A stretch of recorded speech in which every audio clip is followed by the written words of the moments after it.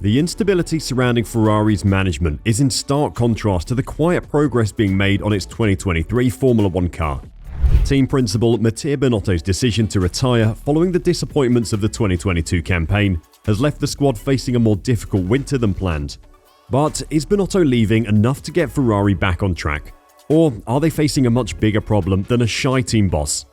Let's dive in and find out what Ferrari's problem really is.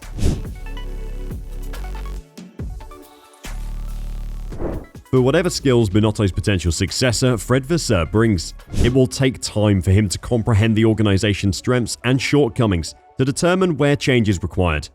And in F1's cost-cutting era, making the incorrect call on important decisions early in the season can have serious long-term ramifications. But while questions persist over whether Ferrari made the correct decision in letting Binotto go, on the production floor, it's business as usual in putting the 2023 F1 car together. And critically, for the time being, the team retains the key technical input of Binotto, who is still under contract and working hard at Maranello until the end of the year. Charles Leclerc's message at last weekend's FIA Prize Gala in Bologna was very much one of the technical team not being sidetracked by the larger infrastructure difficulties at the top of the organization. "I am confident because we're doing quite a lot of work at the simulator," he said about the progress of the 2023 car. "We've been working extremely hard in the past year to try and understand what were the weaknesses of this car in order to get better for next year's car. Obviously, there's also Mattia still at the factory at the moment, working and trying to help the team to get ready for 2023. And again, I believe that if the transition is done in the right way, we shouldn't suffer too much. I also think that after the 2021 season, where we've been working very well and reset it a little bit from 2020, that was a difficult season. We've been working in the right direction and in the right way. And this gives me the confidence that we'll have a competitive car for 2023. There appears to be more confidence inside Ferrari than outside now, which has not always been the case in the past. And while adjustments will undoubtedly occur once Vasseur has gotten his feet under the desk, it does not appear that Ferrari requires a dramatic revolution or upheaval. Minor changes in how things are done could mean the difference in the fight with Red Bull and Mercedes. The results from the wind tunnel testing appears to be quite promising. The 675 project, as the 2023 car is now known, will offer a significant improvement in quality above the F175. Engineers led by vehicle project manager Enrico Cardile have concentrated on two critical areas where the team believes it fell short of Red Bull in 2022. First, it intends to increase its top speed by improving its aerodynamic efficiency. The drag issues stemmed not just from the difference in speed with DRS turned on, but also from the approach to aeroelasticity of some components, which Red Bull may have handled much smarter. This is true not only for the wings, but also for the overall pitch of the car when it reaches full speed on the straight. The second focus has been on tyre management. Pirelli has shifted to new front tyres to assist reduce understeer, which might be ideal for Ferrari's concept as well as Leclerc's driving style. Maranello has updated the mathematical model of the new tyres in its simulation systems with promising early results. Ferrari has also been wise in agreeing to aid Pirelli with its 2023 tyre development program, knowing that every bit of feedback it can give and get might be critical when it comes to race weekend performance. The 675 will look extremely like the F175 from the outside. The fundamental design will remain the same, but there will be some changes, most notably in the back end due to a change that will allow for a much more apparent form in the Coca-Cola section. Another source of optimism is the work achieved by engine chief Enrico Gualtieri and his team in improving the reliability of the 066/7 power unit. Positive indicators from the test benches indicate that the dependability issues that plagued the early stages of 2022 have been resolved, raising hopes that the team will be able to restart its engine at full power next year. Even though Ferrari is making the required improvements this winter to compete for the World Championship next season, Nico Rosberg, on the other hand, has a hard head on it. The former Formula 1 champion believes that finding a new team leader will be particularly tough.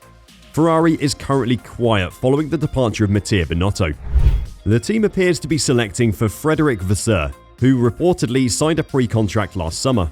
But Rosberg believes this does not imply things will change instantly at the Italians. "I see a lot of chagrin there," states the German in conversation with the media. "It's incredibly difficult to fill this position, especially when I see what Toto Wolff is doing at Mercedes. For me, he is the best team manager, and certainly one of the best of all time. To find such competence for Ferrari, there is no such thing. Rosberg also questioned whether Binotto was truly the team's issue. In the title chase with Red Bull Racing this year, Ferrari went wrong on multiple occasions, with strategic, technical and personnel blunder on display. They just messed up last season. They did not develop as well as other teams, like Red Bull, Rosberg said. Rosberg is interested to watch what Binotto's successor will accomplish. He emphasizes, however, that ideal solutions do not exist. So, their biggest issue seems to be finding a new team boss that will be able to bring Ferrari back to the top. But will one new member of the team fix all their problems? And who will it be? Let's dive into the reports that Fred Vasseur had already signed a pre-contract with Ferrari back in the summer. According to several media outlets, it's only a matter of time before Ferrari announces Frederic Vasseur as the next team boss. The decision follows the resignation of Mattia Binotto, even though the two parties have apparently been in accord for months. Vasseur would have felt that with the entrance of Audi into Formula 1, his future was no longer with Alfa Romeo. As a result, he made the decision to play ball with Ferrari, which was interested in his services. Contacts are alleged to have heated up in the run-up to the Hungarian Grand Prix. Vasseur and Ferrari are said to have inked a preliminary contract at the end of the summer. It was then purely a matter of waiting to see if Binotto would be dismissed or leave. Now that it's evident that the Italian is departing the squad, all indicators lead to Vasseur being appointed. According to the media, there were discussions behind the scenes about bringing Vasseur in. For example, John Elkann is believed to have questioned his abilities. Elkann allegedly saw a more prominent name and began looking for alternatives. When it became evident that Ferrari couldn't find a better candidate, Elkann decided to accept Vasseur's offer. He is likely to receive assistance from Laurent Mekies, who will not leave Ferrari and will so remain loyal to Ferrari. Is Fred Vasseur the best man for the job? Could Ferrari have found someone else if they tried? And is keeping prominent figures like Laurent Mekies a good choice? Fans, reporters and experts have stated again and again this year that just getting rid of one piece of the puzzle, in this case Binotto, will not cut it. This year has shown us that Ferrari troubles regarding strategy, reliability and more are not the doing of one person. But the Italian team thinks that removing the head of the racing outfit is enough for now. We'll have to wait until next year to see if it is truly enough for the prancing horses. According to the reports, the team will have the best car on the grid, which will be able to finish every race. And they have two capable drivers, so if they fail, it will be the doing of the people on the grid wall. Let's hope they can put up a fight next year and fight for the championship together with Red Bull, Mercedes and, who knows, maybe even an outsider. Are Ferrari experiencing a bigger problem right now? Let us know your thoughts down below. What content would you like to see on our channel? We'd love to hear your thoughts as our fanbase is growing by the week. Not a subscriber yet? Subscribe now to make sure you're updated with the latest Formula 1 news almost every day. As always, thanks for watching and we'll see you in the next video.